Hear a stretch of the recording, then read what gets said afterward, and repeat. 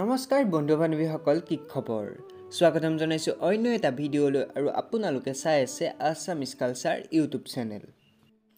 বন্ধু বান্ধৱীসকল, কেইদিনমান আগতে জনপ্ৰিয় ইউটিউবাৰ ভাঙা টিভি খিতেইকাই খ্যাত দীপজ্যোতি ডেকাৰ কেইবাজনো লোক মিলি ধৰি মাৰপিট কৰি আঘাতপ্ৰাপ্ত কৰিছিল। তেখেতক মূৰত হাতত গ্লাছৰ ভঙা টুকুৰালৈ আঘাত কৰাৰ পিছত বৰ্তমান উন্নতমানৰ চিকিৎসা কৰা হৈছে। তেখেত বৰ্তমান কেনে আছে তাৰ ওপৰত এটি ভিডিঅ' বনাই আপলোড কৰিছে। সেই ভিডিঅ'টো আহকচোন চাওঁ।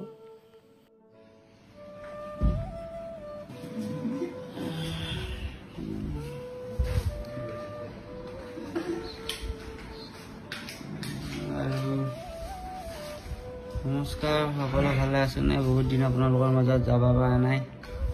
আজি 6 দিন হ'ল হস্পিটেলতে আছোঁ। কালি হেৰিৰ পৰা ওলালোঁ, ICUৰ পৰা এতিয়া বৰ্তমান বেডত আছোঁ।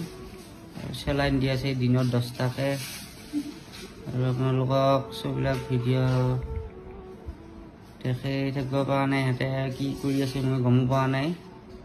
আৰু বাইদেৱে বাৰু ইয়াত বেজি দি আছে। আপোনালোকক চববিলাক ভাল হোৱাৰ পিছত কথা কৈ আছোঁ বাৰু। এতিয়া অসুস্থ হোৱা নাই, বিচনাতে ধুই পোৱা নাই। এতিয়া বাহিৰত কি হৈ আছে কি হোৱা নাই মই একো গমো পোৱা নাই। বহুতে ফোন কৰি আছে, কাৰো মেছেজ ফোনৰ ৰিপ্লাই দিব পৰা নাই। কোনো বেয়া নাপাব, ভালে থাকিলে মই আপোনালোকৰ লগত কথা পাতোঁৱে।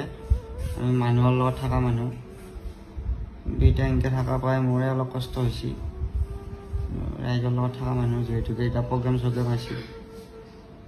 আৰু এনেকুৱা গতি যাতে কাৰো লগত নহয়, তাকে দুখীয়া যাতে শাস্তি পায়, এইখিনিয়ে ক'ব লগা। আপোনালোকক ভাল হ'লে চববিলাক মই ক'ম বাৰু। বন্ধু বান্ধৱীসকল, ভিডিঅ'টো ইমানেই আছিল।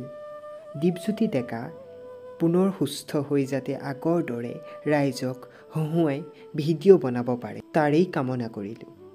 তেওঁ যাতে সোনকালে সুস্থ হৈ উঠক, আপোনালোকেও তাৰ বাবে কামনা কৰিব। যদি ভিডিঅ'টো চাই ভাল পালে লাইক কমেণ্ট শ্বেয়াৰ কৰি দিব। আৰু যদি নতুনকৈ আহিছে তেনেহ'লে ছাবস্ক্ৰাইব কৰি কাষতে থকা বেল আইকনটো বজাই দিব। ধন্যবাদ।